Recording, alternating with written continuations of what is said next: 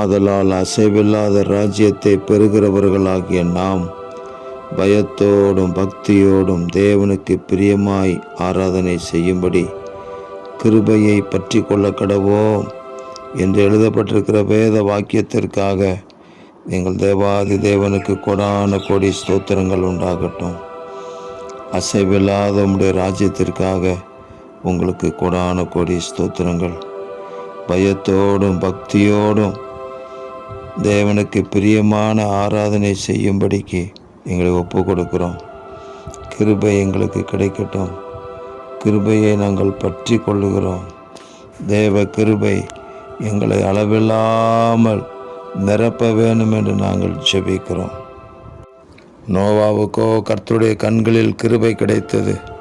அந்த கிருபை அவனுடைய வீட்டாருக்கும் கிடைத்தது போல எங்கள் ஒவ்வொருவருக்கும் உங்கள் கிருபை கிடைத்து எங்களுடைய வீட்டாருக்கும் எங்களுடைய உறவினர்களுக்கும் உடைய கிருபை கிடைத்து பொல்லாத காலத்திற்கு தீங்கின் காலத்திற்கு நாங்கள் தப்பித்து கொள்ளும்படி உங்கள் இரக்கம் எங்களுக்கு உண்டாகட்டும்.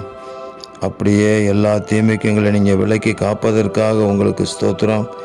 சுகபலன் ஆரோக்கியத்தை பெருக செய்கிறதுக்காக நன்றி. இரட்சகர் இயேசு கிறிஸ்துவின் நாமத்தில் ஜெபிக்கிறோம் பிதாவே. ஆமேன், ஆமேன், ஆமேன்.